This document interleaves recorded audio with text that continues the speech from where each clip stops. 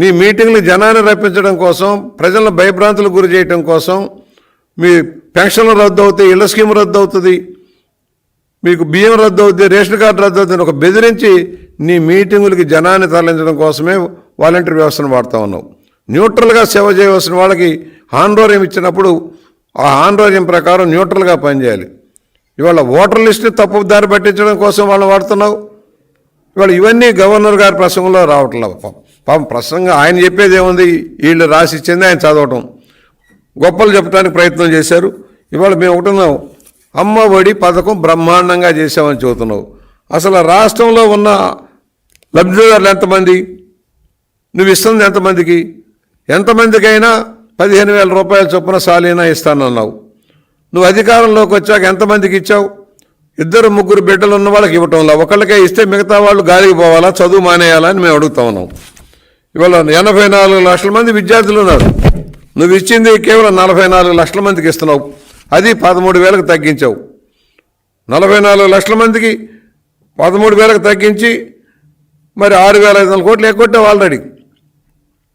ఇవాళ మేము అడుగుతున్నాం, మొత్తం 9,250 కోట్లు అమ్మఒడిలో కోత పెట్టావు. నిన్నేమనాలి? చదువుల తల్లికి నువ్వు చేస్తున్న సాయం ఇదే అని అడుగుతున్నావు.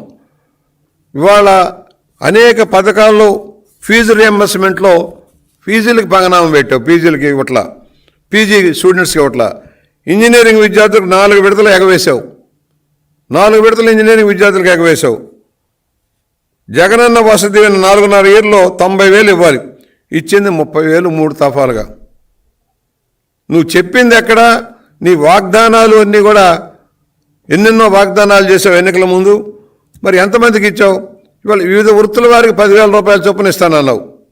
10,000 రూపాయల చొప్పున ఇస్తానంటే ఆటో డ్రైవర్స్కి కానీ, నాయి బ్రాహ్మణులకు కానీ, రజకులకు కానీ, టైలర్స్కి కానీ 10,000 రూపాయల చొప్పున ఇస్తానని అసలు సంఖ్య ఎంత నేను అడుగుతా ఉన్నా.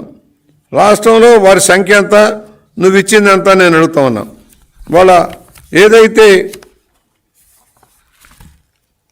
ఆటో డ్రైవర్లు 13 లక్షల మందిగా చెప్పబడతా ఉన్నారు, నువ్వు దాంట్లో ఎంత 2,80,000 మందికి మాత్రమే 10,000 ఇచ్చావు.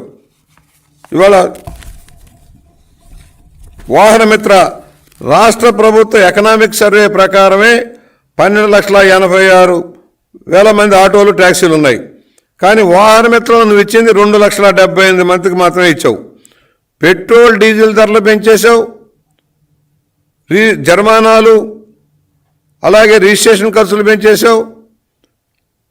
సాలిన 1,00,000 రూపాయలు వాళ్ళు 13,86,000 మంది 1,00,000 రూపాయలు నష్టపోతూ ఉన్నారు. నువ్వు కేవలం 2,78,000 మందికి 3 సార్లు మాత్రమే 10,000 ఇచ్చావు. అలాగే నేతన్నలకి ఇవాళ దాదాపు 31 లక్షల మంది ఉన్నారు నేత మీద ఆధారపడ్డవాళ్ళు. 15 లక్షల మందికి పైగా చేనేత కార్మికులు మగ్గాలపై పనిచేస్తూ ఉన్నారు. నేతన్న నేస్తం కింద నువ్వు ఇచ్చింది ఎంత? 81,000 మందికి 24,000 చేతిలో పెట్టావు. అంటే కేంద్రం ఇచ్చే సబ్సిడీలన్నీ ఎగ్గొట్టావు, త్రిప్ట్ ఎగ్గొట్టేశావు, నూలు రంగులపై సబ్సిడీలు అంటే ఎగ్గొట్టేసి చేనేత రంగాన్ని కుదేలు చేసావు. ఇవాళ చేదోడు 13 లక్షల పైగా టైలర్లు ఉన్నారు, 5.5 లక్షల మంది నాయి బ్రాహ్మణులు ఉన్నారు, 28.63 లక్షల మంది రజకులు ఉన్నారు. కానీ జగన్ రెడ్డి చేదోడు పేరుతో 3,25,000 మందికి 10,000 ఇచ్చాడు. అంటే ఎంతమందికి దగా చేశాడు ఒక ఎగ్జాంపుల్. మరి అంకెల గారడి తప్పితే ఏంటి? నవరత్నాల్లో అందరికీ ఇచ్చానని చెప్పేదానికి ఇది ఒక దృష్టాంతం. స్వయం ఉపాధి రంగానికి ఇవ్వాల్సిన లోన్ కేంద్రం ఇచ్చేదానికి కూడా అడ్డు పెడతా ఉన్నావు. ఇవాళ పెళ్లి కానుకలు లేవు, రంజాన్ తోఫా లేదు.